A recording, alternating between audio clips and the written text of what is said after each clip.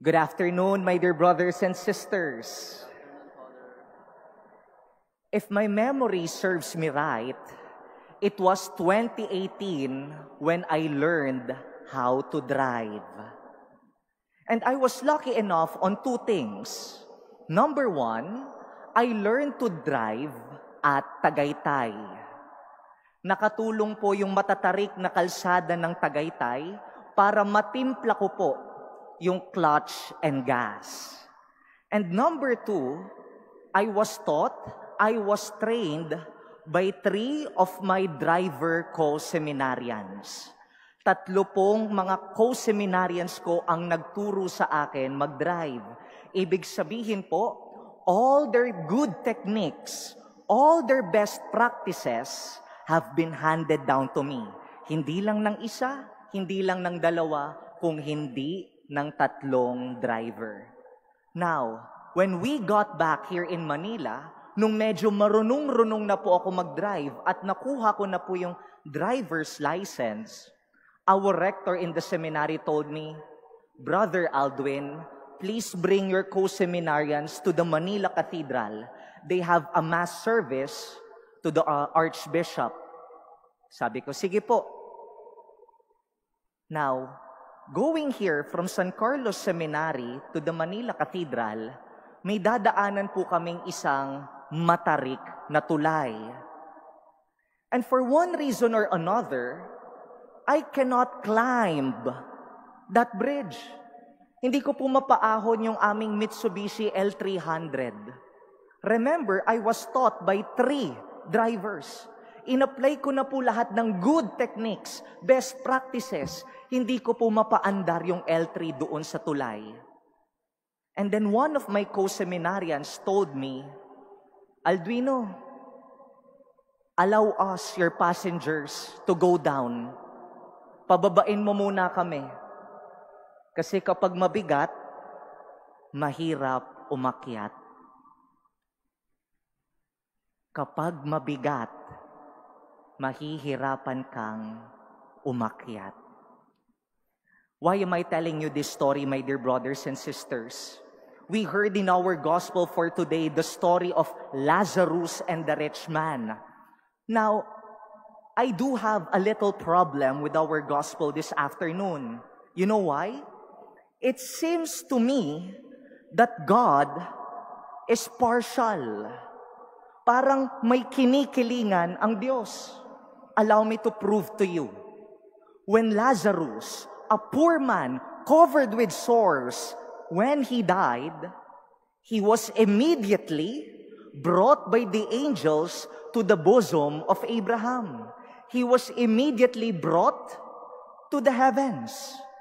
And when the rich man, who wore fine linen and dined sumptuously each day, saan po siya dinala?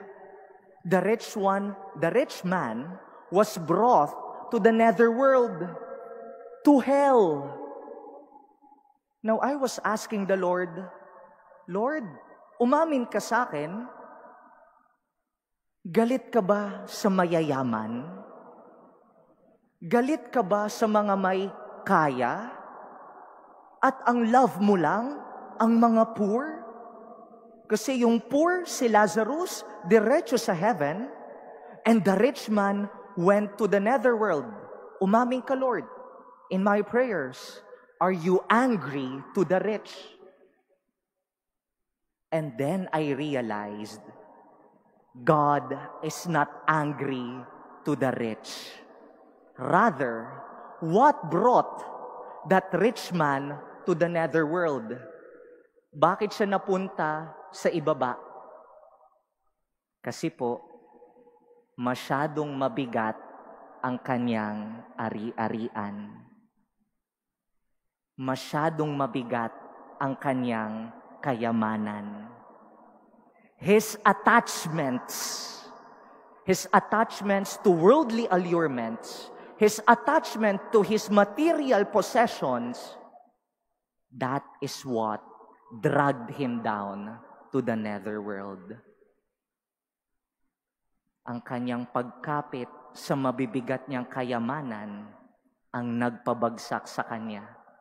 Samantalang si Lazarus, no possessions, no properties, so light, sobrang gaan, kaya madaling nakalipad papuntang kalangitan. My dear brothers and sisters, our readings for today is simply teaching us, learn to let go and be detached of your material possessions. Be warned by our first reading. What did we hear from the prophet Jeremiah? Sabi niya po dito, "Cursed is the man who trusts in human beings, who seeks his strength in flesh.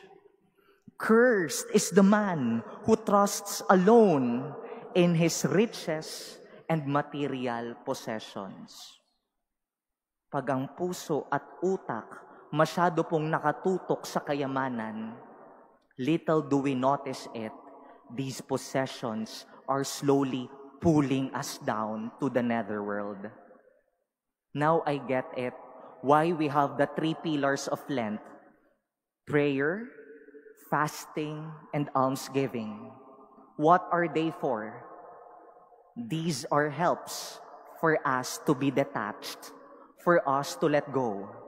Prayer, learn to let go. Learn to be detached from your time in social media so that you get to spend time praying with the Lord. Fasting, learn to let go. Learn to detach yourself from pleasures, masasarap, so that you will hunger more for the presence of God. Almsgiving, learn to detach, learn to let go your prized possessions, to provide for the needy, para gumaan-gaan po tayo.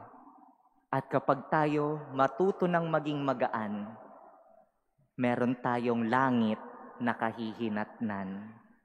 So my dear brothers and sisters, our readings teaches us one simple thing this day. Learn to let go. Learn to detach of your material possessions. Learn to provide for the needy. Otherwise, if we get too attached from it, we get too attached to it, we might imitate the rich man in the gospel who went to the netherworld because the weight of his attachments pulled him down. Learn to be like Lazarus, magaan, hindi nakatali, kaya mabilis siyang nakaakyat sa kalangitan. Amen.